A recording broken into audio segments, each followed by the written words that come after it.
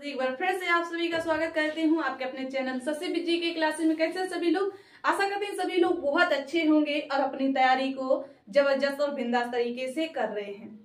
So friends, जैसा कि आप लोग देख रहे हैं, आज हम लोग बात करेंगे सामान्य हिंदी में वाच्य। ये हिंदी का बेस्ट टॉपिक है।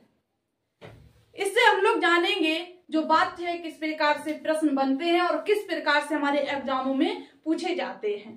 ठीक है, तो आप लोग बने रहिएगा स्टार्ट टू एंड तक सभी पॉइंटों को क्लियर करने के लिए। ठीक है, अब बाद में हम लोग इसके कुछ क्वेश्चन करेंगे जो हम लोग जान पाएंगे कि इसमें किस प्रकार के प्रश्न पूछे जाते हैं और इनमें किस प्रकार का परिवर्तन किया जाता है। ठीक है, तो ये सब जानने के लिए आप लोगों को रुकना पड़ेगा, यानी क्लास को पूरा पढ़ना पड़ेगा और सभी पॉइंटों को नोट करते हुए चलेंगे। ठीक है, तभी आपको ये क्लास अच्छे से क्लियर हो पाएगी। ठीक है, छोटा सा टॉपिक है और जल्दी ही निपट जाएगा। ठीक है, परेशान होने की आवश्यकता नहीं है। तो आइए देखिए क्या है वाच्य। इसको आप लोग इंग्लिश में पढ़े होंगे क्या? वॉइस, आवाज। एक्टिव वॉइस, पैसिव वॉइस पढ़े हैं? हाँ भाई, ये है वाच्य यानी वॉइस। इसका शाब्दिक अर्थ क्या हो जाएगा? जो वाच्य है इसका शाब्दिक अर्थ हो जाता है आवाज। क्या होगा?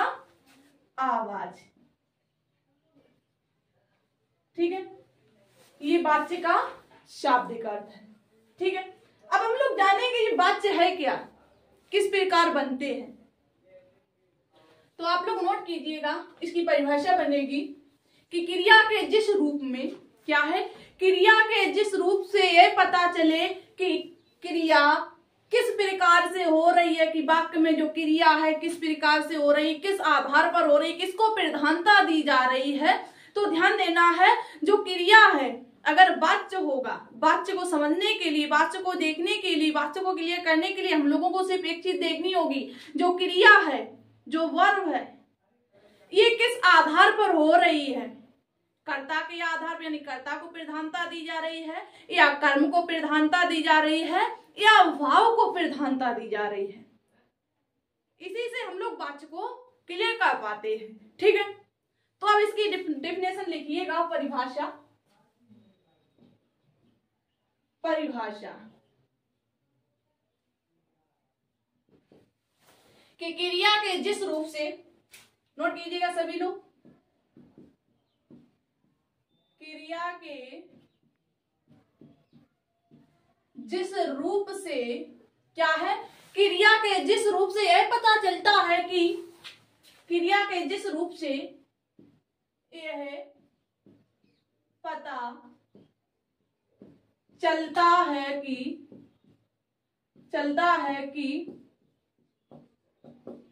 क्रिया, पता चलता है कि वाक्य में,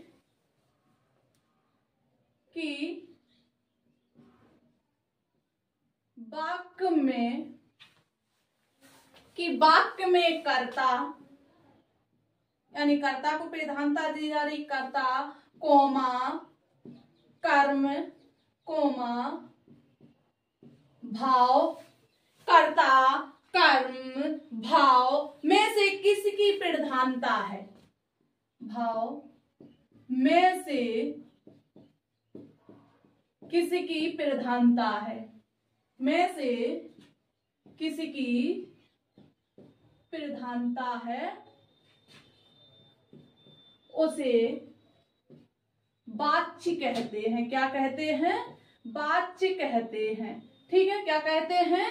वाच्य कहते हैं। क्लियर हो गया?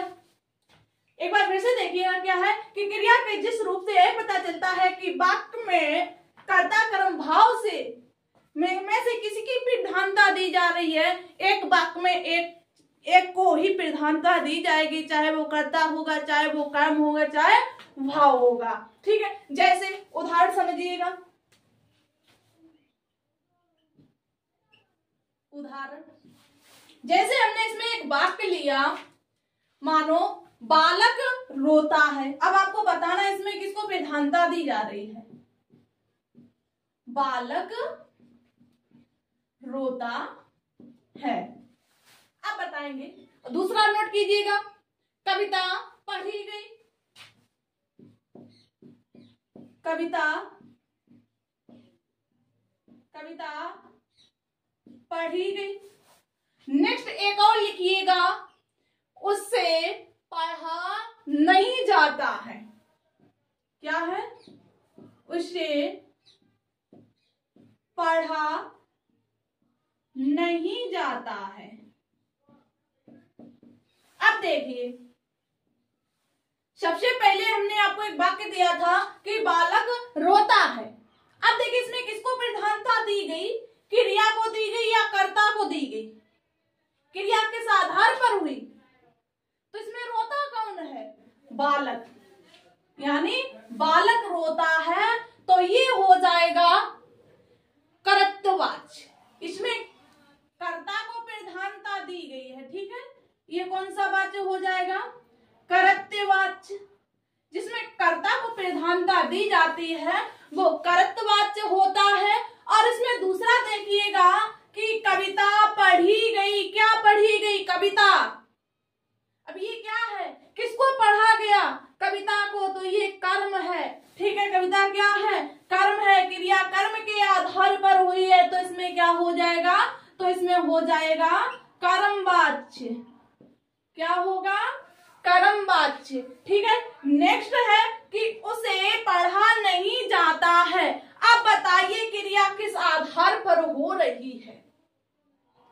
तो देखिए इसमें क्या सिर्फ फील किया गया है, सिर्फ महसूस किया गया है, सिर्फ भाव देखा गया है कि उस लड़के से या किसी अन्य से पढ़ा नहीं जा रहा है। तो यहाँ कौन सी क्रिया होगी या कौन सा वाच्य होगा? यानी क्रिया किस आधार पर हुई है?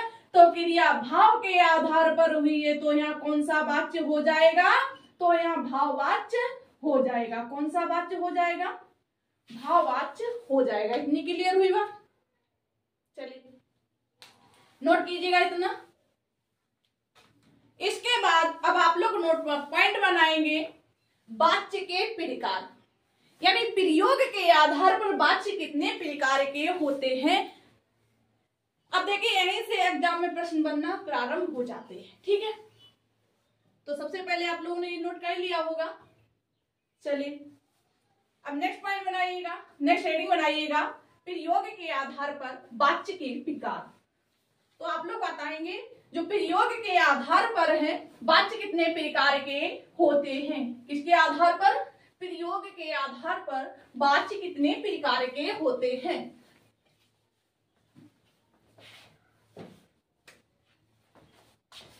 प्रयोग के आधार पर वाच्य के प्रकार। प्रयोग के आधार पर वाच्य के प्रकार। सभी लोग जो है नोट बनाते हुए चलेंगे, नोट करते हुए चलेंगे, नोट्स बनाते हुए चलेंगे, ठीक है। ये टॉपिक सभी एग्जामों के लिए बहुत ही इंपॉर्टेंट होता है, ठीक है। और ज्यादातर प्रश्न यहीं से पूछे जाते हैं। जैसे इंग्लिश ग्रामर में एक्टिव वॉइस और पैसिव वॉइस ज्यादा पूछे जाते हैं, वैसे हिंदी में भी वाच्य से सबसे ज्यादा प्रश्न पूछे जाते हैं, ठीक है। अब विशेषकर यूपी पुलिस वाले ध्यान दें, क्योंकि उनका जो एग्जाम है अभी बिल्कुल पास में ही लगा हुआ है। तो आप लोग जो है इसको एक बार ध्यान से पढ़ लेंगे तो सारे पॉइंट अच्छे से क्लियर हो जाएंगे। फिर आपको इसमें क्या होगा, आप मिस्टेक नहीं करेंगे, ठीक है, ना ही भूलेंगे। तो देखिए जो प्रयोग के आधार पर वाच्य है, तो प्रयोग के आधार पर वाच्य 3 प्रकार के होते हैं। आप लोग समझ गए होंगे, हम लोगों ने वो अभी क्लियर कर भी लिए हैं। कौन कौन से हमने अभी वाक्य बनाए थे? कर्तवाच्य, कर्मवाच्य, भाववाच्य। तो इसमें लिखिए प्रयोग के आधार पर,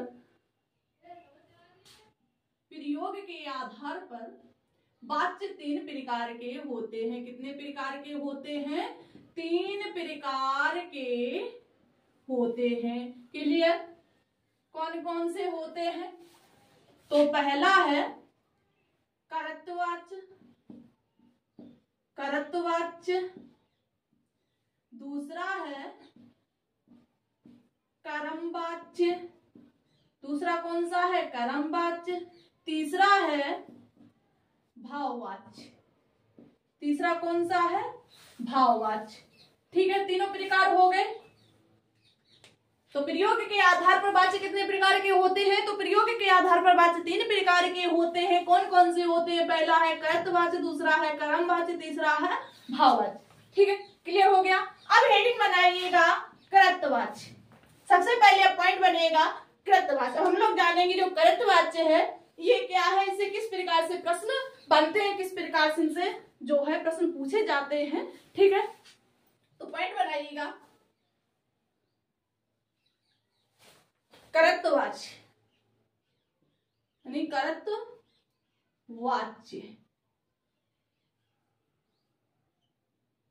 बनाया सभी ने? चलिए अब देखिए कर्तवाच्य क्या होते हैं, इनकी परिभाषा क्या बनेंगी, इसको हम लोग किस प्रकार परिभाषित करेंगे, इसको हम लोग किस प्रकार जानेंगे कि ये कर्तवाच्य है। तो ध्यान देना है जो कर्तवाच्य होते हैं ये किस प्रकार का होता है और हमारे एग्जामों में इसमें किस प्रकार से प्रश्न पूछे जाते हैं। तो देखिए अगर कोई पूछ दे कि जो कर्तवाच्य है ये क्या है, इसको हम किस प्रकार जानेंगे कि ये कर्तवाच्य है, तो इसकी परिभाषा बनेगी कि क्रिया का यानी वाक्य में क्रिया का प्रयोग। अभी हमने आप लोगों को एक वाक्य बना के भी बताया था कर्तवाच्य वाला, यानी बालक ने यानी बालक रोता है बताया था, जो फर्स्ट एग्जाम्पल था वो कर्तवाच्य के आधार पर ही था। ठीक है, तो देखिए इसकी परिभाषा क्या बनेगी कि वाक्य में क्रिया का प्रयोग कर्ता के आधार पर होता हो या कर्ता के अनुसार होता हो तो उसे कर्तवाच्य कहते हैं। क्या है? वाक्य में क्रिया का प्रयोग, वाक्य में क्रिया का प्रयोग कर्ता के अनुसार होता हो, वाक्य में क्रिया का प्रयोग कर्ता के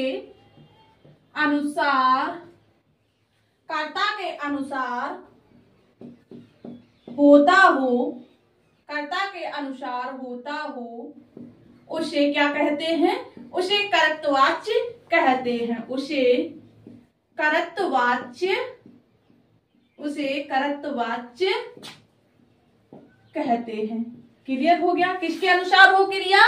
क्रिया कर्ता के अनुसार हो। ये जो क्रिया है किसके अनुसार हो? कर्ता के अनुसार हो। तो वहां कौन सा वाच्य होगा? तो वहां कर्तवाच्य होगा।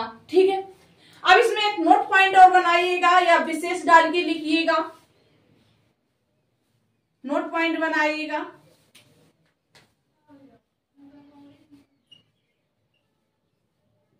नोट या विशेष डाल के लिखिएगा कि कर्तवाच्य में सकर्मक और अकर्मक क्रिया का प्रयोग किया जाता है। किसमें? जो हमारा कर्तवाच्य है इसमें जो क्रियाएं होती है सकर्मक और अकर्मक। क्रिया पढ़ी आप लोगों ने?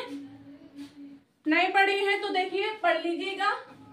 तो इसमें जो कर्तवाच्य है, कर्तवाच्य में सकर्मक और अकर्मक दोनों प्रकार की क्रियाओं का प्रयोग किया जाता है।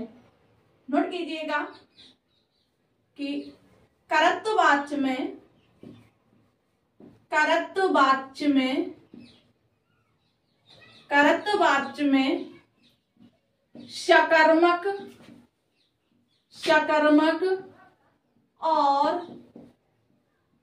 सकर्मक और अकर्मक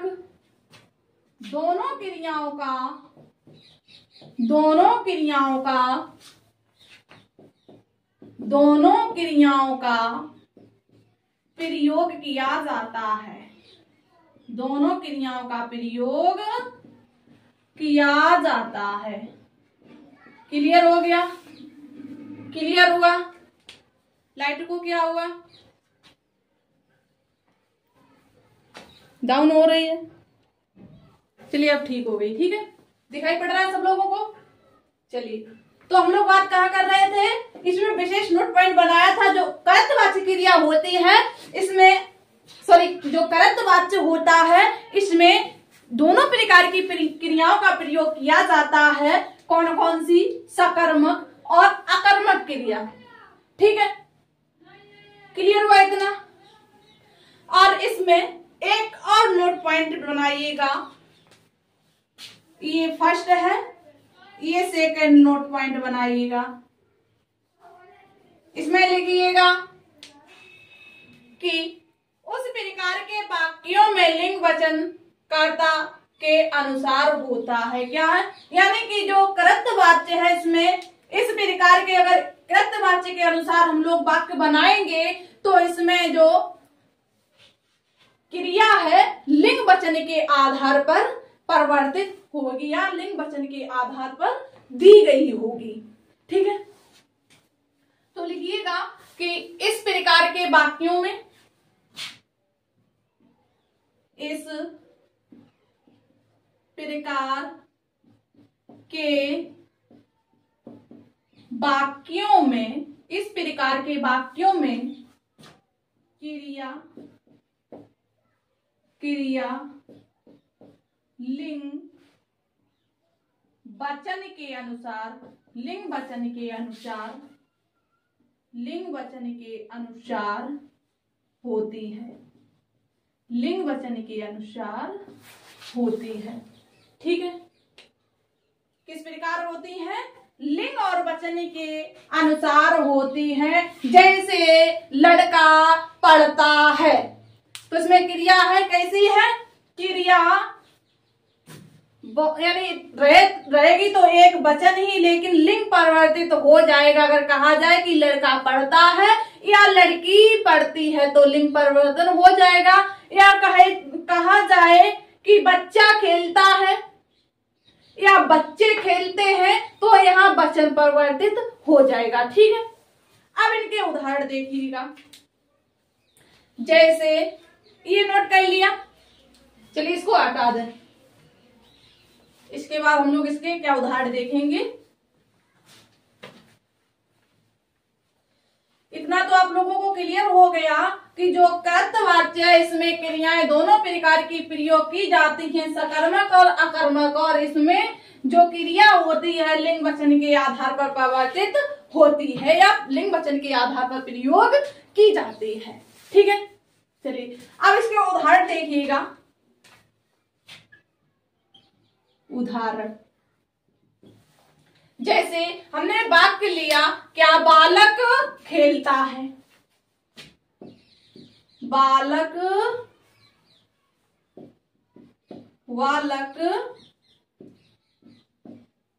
खेलता है। ठीक है, दूसरा हमने लिया कि शिवम पत्र लिखता है, क्या है, शिवम पत्र लिखता है। इससे पहले एक वाक्य और लिखिएगा यहाँ, क्या बच्चे खेलते हैं, बच्चे खेलते हैं। नेक्स्ट पॉइंट, अब देखिए इसमें आप लोग बताइएगा, इसमें जो बालक खेलता है या बच्चे खेलते हैं इसमें किस प्रकार की क्रिया है। क्रिया को हम लोग किस प्रकार प्रदर्शित करते हैं। अगर सकर्मक क्रिया होती है तो वहां क्या से प्रश्न करते हैं, अगर वहां बन जाता है तो वहां सकर्मक क्रिया होती है। जो अगर हम क्या से प्रयोग करते हैं, अगर वहां सही प्रयोग नहीं हो रहा है तो वहां अकर्मक क्रिया होती है। तो पहले हम इसमें चेक करेंगे कि बालक खेलता है, क्या खेलता है, क्या बन रहा कि क्या खेलता है, ये कोई बात हुई नहीं, बात है कि बच्चे खेलते हैं, क्या खेलते हैं, ये भी नहीं, कोई बाकी ही नहीं शुद्ध बन रहा है।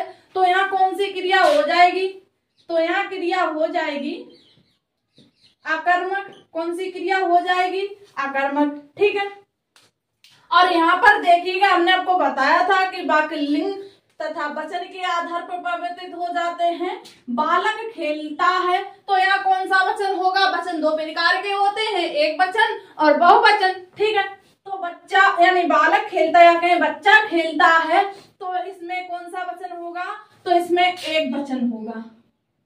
कौन सा वचन होगा, एक वचन होगा। और यहाँ बोल दिया गया कि बच्चे खेलते यानी एक से अधिक हो गए, एक से अधिक हो गए तो यहाँ कौन सी क्रिया हो गई, तो यहाँ क्रिया हो गई बहुवचन। ओके, क्लियर हुआ इतना। इसके बाद नेक्स्ट एग्जाम्पल जो है नोट कीजिएगा। अगला एग्जाम्पल बनेगा, इससे पहले हमने आपको बोला था क्या, शिवम पत्र लिखता है। अब नोट कीजिएगा, शिवम पत्र लिखता है। क्या है, शिवम पत्र लिखता है। ठीक है, और यहीं पर लिख लीजिएगा क्या, शिवानी पत्र लिखती है। शिवानी पत्र लिखती है। शिवानी पत्र लिखती है। अब इसमें बताइएगा, तो आप लोग समझ गए होंगे इसमें कौन सा लिंग है।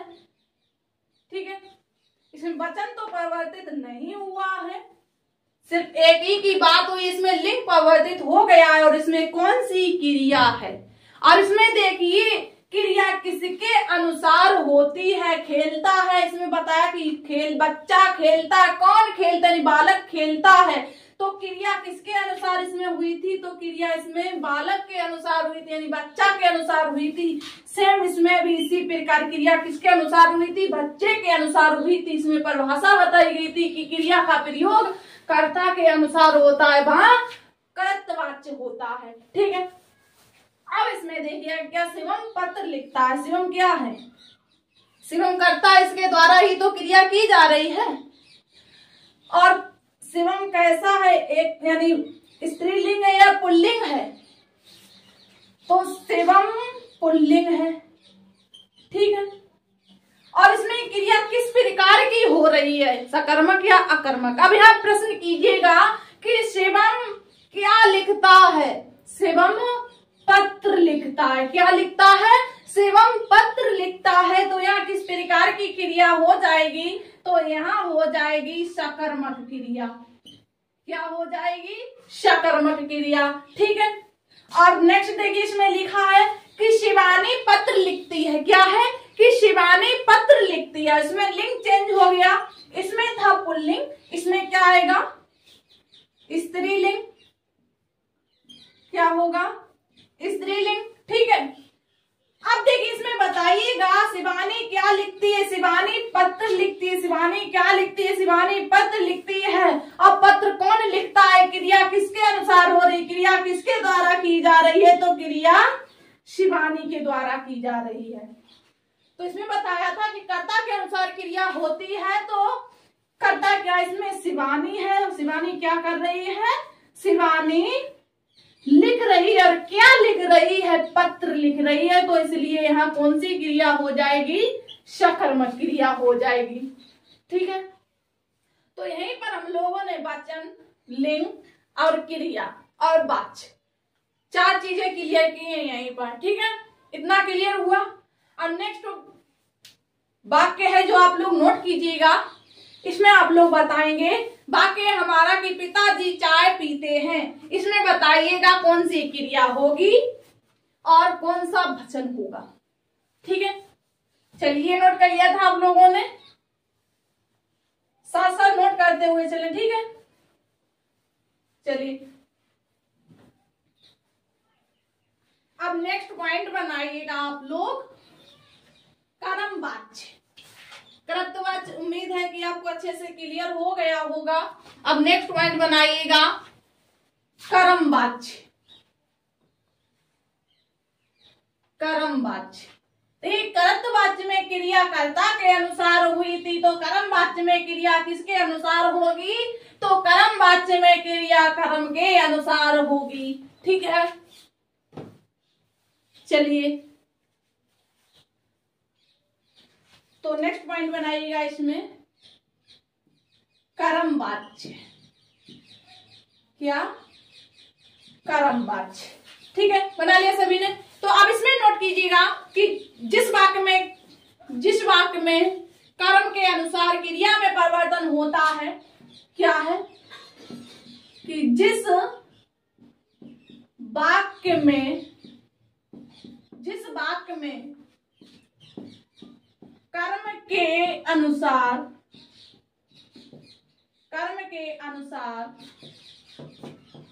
क्रिया में परिवर्तन होता है।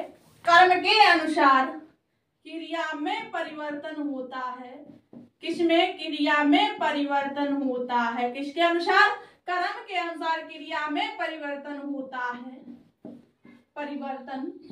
है। उसे कर्मवाच्य कहते हैं। क्या कहते हैं? कर्मवाच्य कहते हैं। ठीक है, चलिए इतना क्लियर हो गया। अब देखिए, जैसे हमने इसमें लिखा, इसमें आप लोग बताएंगे, जैसे हमने इसमें एक शब्द लिखा, समझिएगा, सिर्फ समझने के लिए कि निबंध और कहानी। एक शब्द हमने इसमें लिखा, क्या? निबंध, और एक लिखा कहानी। अब इसमें आप लोग बताएंगे, लिंग बताएंगे, इसमें कौन सा स्त्रीलिंग है, कौन सा पुल्लिंग है। ठीक है, बताइएगा।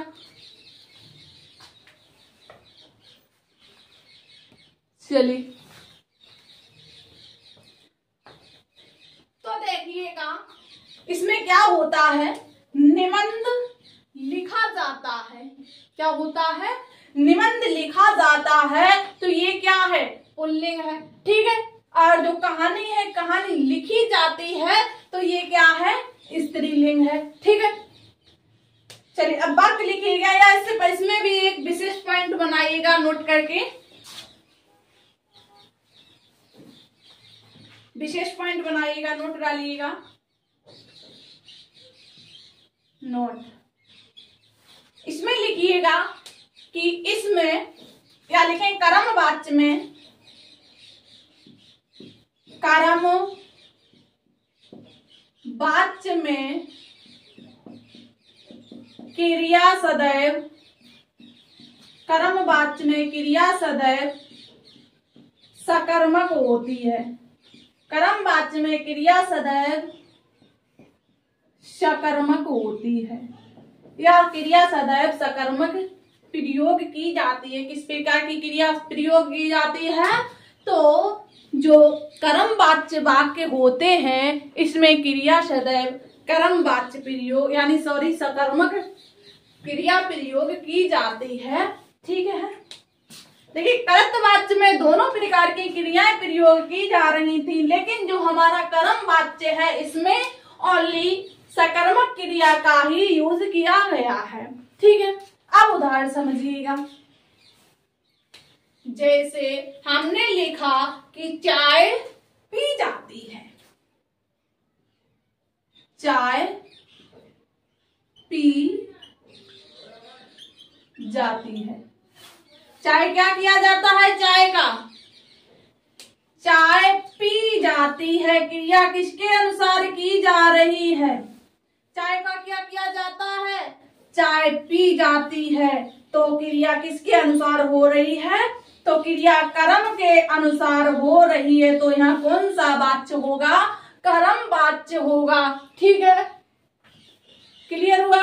और इसमें अगर पूछा जाए कि क्रिया को हम लोग कैसे जाने, इसमें कौन सी क्रिया है, सकर्मक क्रिया या अकर्मक क्रिया, तो हम लोग क्या से प्रश्न करके देख लेंगे, तो हम लोगों को पता चल जाएगा।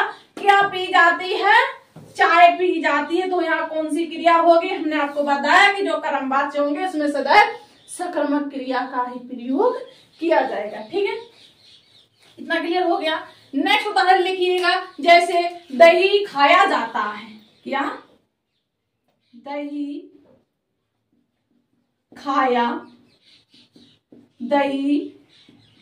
खाया जाता है। अब बताइएगा, इसमें क्रिया किसके अनुसार हो रही है? दही के अनुसार या खाया के अनुसार? तो पूछा जाए, जो क्रिया है किसके अनुसार होगी? क्रिया अगर कर्म के अनुसार होगी, तो इसमें कौन सा वाच्य हो जाएगा? कर्मवाच्य हो जाएगा। तो क्रिया कर्म के अनुसार हो रही है। दही को क्या किया जा रहा है? खाया जा रहा है, कर्म किया जा रहा है। तो यहाँ पर कौन सा वाच्य हो जाएगा? कर्मवाच्य हो जाएगा। और इसमें सकर्मक क्रिया को चेक करने के लिए, यानी क्रिया को चेक करने के लिए हम किससे प्रश्न करते हैं? क्या से प्रश्न कर लेते हैं। यानी क्या खाया जा रहा है? दही खाया जा रहा है। तो यहाँ कौन सी क्रिया होगी? सकर्मक क्रिया होगी। ठीक है, अब एक प्रश्न यहां से बनता है, जो दही है ये एक वचन होता है यानी स्त्रीलिंग होता है या पुल्लिंग होता है, ये बताइएगा। ये ज्यादातर प्रश्नों में पूछा भी जाता है। प्रश्न दे दिया जाएगा कि निम्न में से कौन सा शब्द पुल्लिंग है। ठीक है, तो आप लोग बताइएगा जो दही शब्द है ये किस प्रकार का शब्द है, स्त्रीलिंग है या पुल्लिंग है। तब तक नेक्स्ट पॉइंट प्रश्न लिखिएगा, नेक्स्ट एग्जांपल लिखिएगा। क्या पत्र लिखा जाता है? पत्र लिखा जाता है, क्या लिखा जा रहा है? कर्म क्या हमारा इसमें? लिखना। ठीक है, क्या कर रहे हैं? लिख रहे हैं। तो क्रिया किसके अनुसार हो रही है? कर्म के अनुसार हो रही है, तो इसलिए क्या होगा? कर्मवाच्य होगा। ठीक है, क्लियर हो गया। चलिए अब देखिए, इसके बाद नेक्स्ट पॉइंट बचता है हम लोगों का, वो है भाववाच्य। ठीक है, नेक्स्ट है, अंतिम है, तो पॉइंट बनाइएगा, हेडिंग बनाइएगा, भाववाच्य। ठीक है, इसको भी हम लोग क्लियर कर लेते हैं अभी, फिर हम लोग इनको परिवर्तित करके देखेंगे कि कर्तवाच्य से कर्मवाच्य में क्रिया किस प्रकार परिवर्तित होती है और कर्मवाच्य से भाववाच्य में क्रिया किस प्रकार से परिवर्तित होती है। ठीक है, तो यहाँ पर हेडिंग बनाइएगा, क्या? भाववाच्य।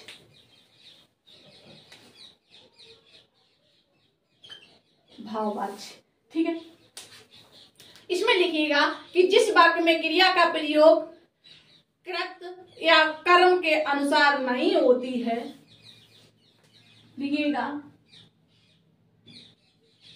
इस वाक्य में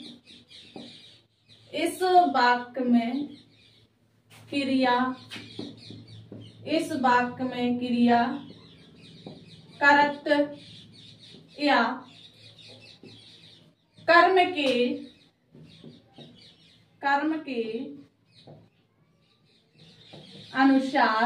के अनुसार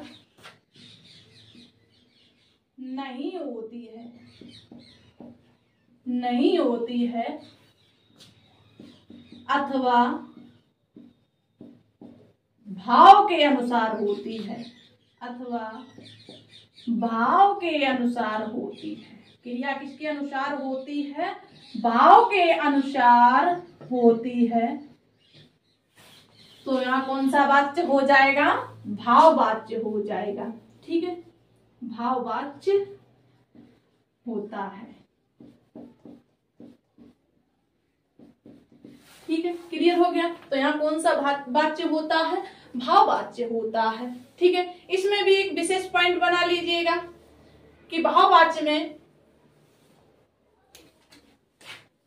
नोट पॉइंट बनाइएगा, भाववाच्य में सकर्मक क्रिया का प्रयोग नहीं किया जाता है, भाववाच्य में सदैव अकर्मक क्रिया का प्रयोग किया जाता है। लिखिएगा, भाववाच्य में सदैव अकर्मक क्रिया का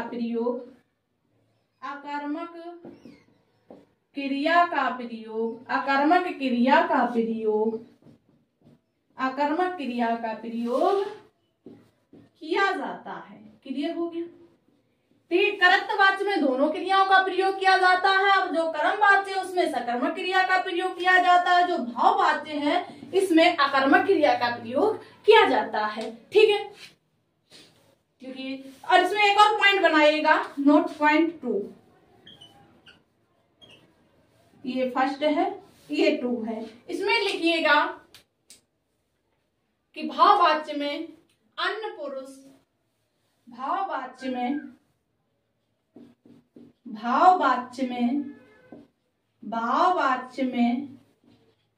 अन्य पुरुष, भाववाच्य में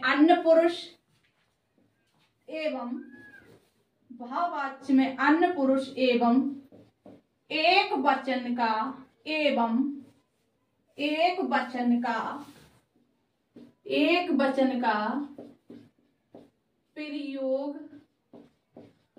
किया जाता है। किसका प्रयोग किया जाता है? सदैव एक वचन और अन्य पुरुष का प्रयोग किया जाता है। दोनों पॉइंट क्लियर हो गए? ठीक है, अब इनके वाक्य लिखिएगा, जल्दी जल्दी से इसको भी निपटा लीजिएगा। नोट कर लिया सभी ने? दिखाई तो पड़ रहा होगा। अब मेरी हैंड राइटिंग तो ऐसी ही है, हैंड राइटिंग पर ना जाए, वैसे हम बोल रहे हैं तो समझ में तो आ रहा होगा सब कुछ। चलिए अब इसके एग्जाम्पल देख लेती हूँ, किस प्रकार के इसमें प्रश्न बनते हैं, उदाहरण बनते हैं। ठीक है, उदाहरण देखिएगा इसके।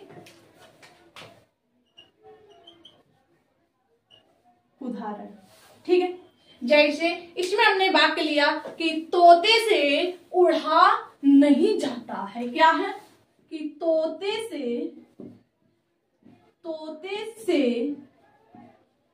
उड़ा नहीं जाता है। तोते से उड़ा नहीं जाता है। ठीक है, अब देखिए इसमें बताइएगा, इसमें कोई कर्म हो रहा है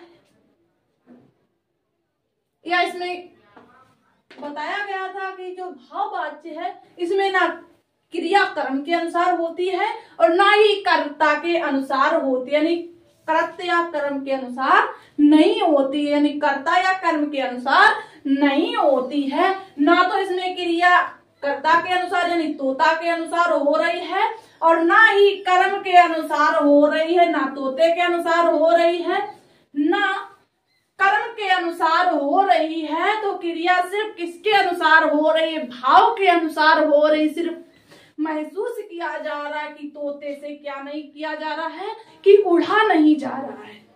ठीक है, सिर्फ फील किया जा रहा है, सिर्फ भाव देखे जा रहे हैं कि तोता उड़ पाएगा या नहीं उड़ पाएगा। तो देखा कि तोता नहीं उड़ पा रहा है तो हमने क्या किया? अपने भाव प्रकट किए। ठीक है, तो यहाँ पर कौन सी क्रिया हो जाएगी, यानी कौन सा वाच्य हो जाएगा? भाववाच्य होगा। और यहाँ क्रिया सदैव कौन सी प्रयोग होती है? तो यहाँ सदैव अकर्मक क्रिया का प्रयोग किया जाता है। ठीक है, अब यहाँ क्या से प्रश्न करके देखेंगे क्या ये सही हो रहा है कि क्या नहीं उड़ा जाता है, क्या बन रहा है, नहीं बन रहा है। तो यहाँ कौन सी क्रिया होगी? सदैव अकर्मक क्रिया होगी। कौन सी क्रिया होगी? सदैव अकर्मक क्रिया होगी। ठीक है, नेक्स्ट लिखिएगा। जैसे हमने नेक्स्ट लिखा कि रीता से खाया नहीं जाता। क्या है? रीता से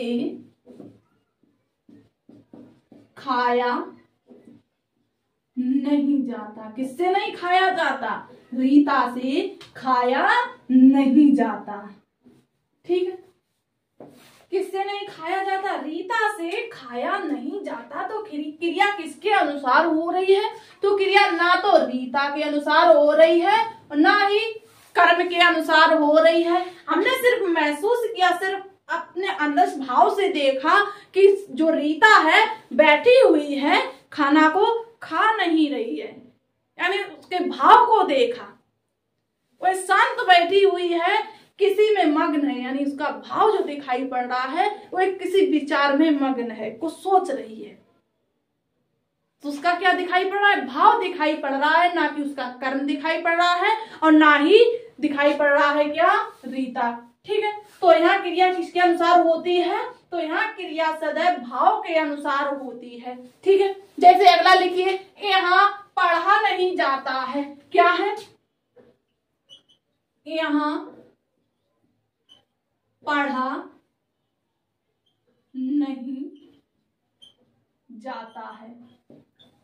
अरे भाई, यहाँ तो पढ़ा जाता है, सिर्फ बात समझ लीजिएगा, यहाँ सिर्फ पढ़ाई ही होती है। ठीक है, अब ये ना कह देना आप तो पढ़ा रही हो, बस बोल रही है पढ़ा नहीं जाता है, ये वाक्य है। ठीक है, चलिए तो देखिए हमने आपको क्या बताया, जो भाववाच्य है क्रिया सिर्फ कर्म भाव के अनुसार होती है।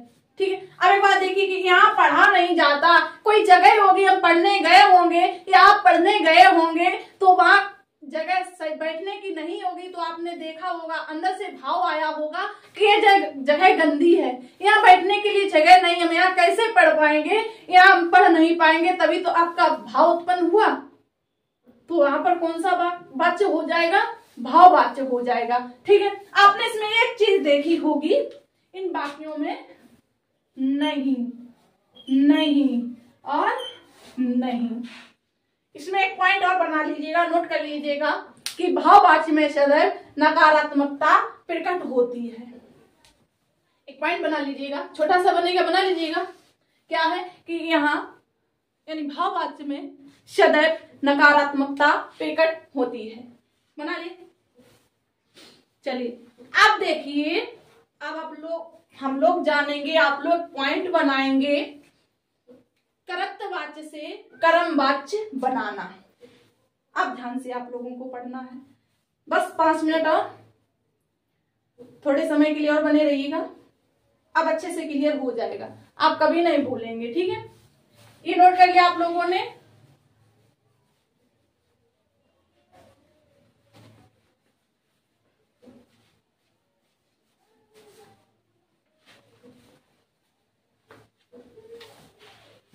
पॉइंट बनाइएगा, कर्तवाच्य से कर्मवाच्य बनाना।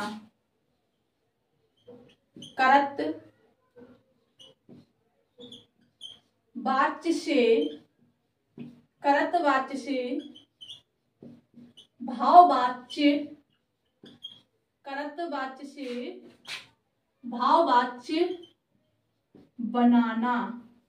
केला नहीं है, क्रिया है, बनाना। बनाना माने केला, केला नहीं है। ठीक है, कृतवाच्य से भाववाच्य बनाना, यानी हम लोग जानेंगे कृतवाच्य से किस प्रकार हम लोग जो है भाववाच्य को बनाते हैं। ठीक है, तो एक बार एक साइड बना लीजिएगा कृतवाच्य, एक साइड यानी कर्मवाच्य। ठीक है, क्या है कृतवाच्य से भाववाच्य बनेगा। सॉरी, पहले यहाँ हम लोग बनाएंगे कर्मवाच्य, कृत से कर्म। सॉरी, मिस्टेक हो गई, चेंज कर लीजिएगा। क्या यहाँ कर्मवाच्य। ठीक है, चलिए एक साइड बनाइएगा कर्तवाच्य, एक साइड बनाइएगा कर्मवाच्य। ठीक है, अब देखिए कृतवाच्य में जैसे हमने वाक्य लिया कि कलाकार मूर्ति गढ़ता है। कलाकार जो है मूर्ति को क्या किया करता है, गढ़ता यानी बनाता है। ठीक है, नोट कीजिएगा पहला कि कलाकार मूर्ति गढ़ता है। अब इसका कर्मवाच्य क्या बनेगा, तो कर्मवाच्य बन जाएगा कि कलाकार ने मूर्ति को गढ़ा, या कलाकार से मूर्ति गढ़ी जाती है, कलाकार मूर्ति को गढ़ता है। एक पॉइंट बनाइएगा, इस प्रकार बन तो बहुत सारे बन जाएंगे, तो इसमें एक पॉइंट जो मेन रहेगा उसको बनाइएगा कि कलाकार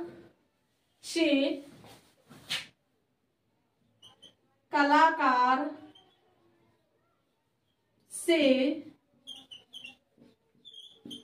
मूर्ति गढ़ी जाती है,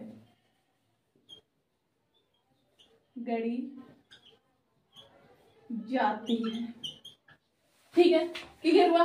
नेक्स्ट लिखिए कर्तवाच्य में बनेगा, जैसे हमने लिया कि वह पत्र लिखता है। दूसरा हमने वाक्य लिया कि वह पत्र लिखता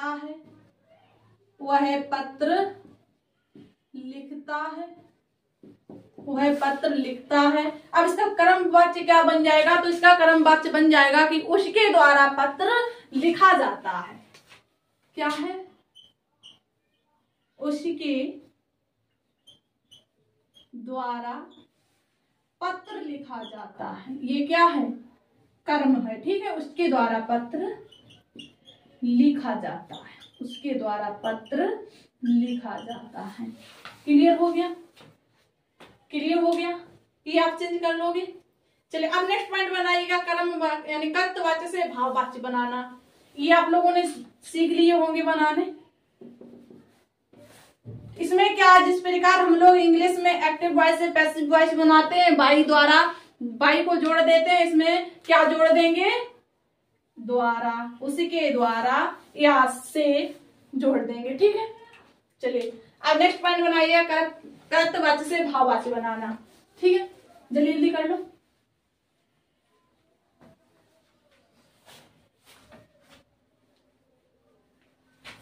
कर्तवाच्य से भाववाच्य बनाना,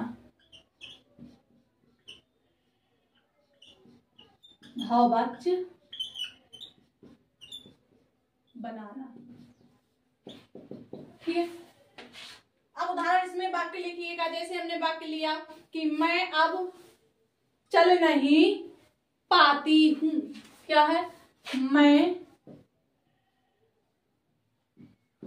अब चल नहीं पाती हूं। मैं अब चल नहीं पाती हूं, कैसा वाक्य है, ये कर्तवाच्य है। ठीक है, ये कर्तवाच्य है। अब भाववाच्य बनाएंगे इससे, तो इसका भाववाच्य क्या बन जाएगा, तो इसका भाववाच्य बन जाएगा कि मुझसे अब चला नहीं जाता। अपने अंदर से भाव को प्रकट कर रहे हैं, महसूस कर रहे हैं कि अब हमसे क्या नहीं हो रहा है, कि हम थक गए हैं, अब हमसे चला नहीं जा रहा है, यानी अब हम थक गए, अब हम बोल नहीं पा रहे, हमसे बोला नहीं जा रहा है। तो इस प्रकार कौन से वाक्य बन जाएंगे, भाववाच्य बन जाएंगे। ठीक है, क्या है कि मुझसे चला नहीं जाता, मुझसे चला नहीं जाता। ठीक है, ये किस प्रकार का वाक्य बन गया, ये भाववाच्य, ये कर्तवाच्य है। नेक्स्ट लिखिए कि वे गा नहीं सकते, वे गा नहीं सकते। अब इसका भाववाच्य किस प्रकार बनाएंगे कि उनसे अब गाया नहीं जा रहा है। क्या है कि उनसे अब गाया नहीं जा रहा है। तो ये किस प्रकार का वाक्य बन जाएगा, भाववाच्य बन जाएगा। क्या बन जाएगा कि उनसे अब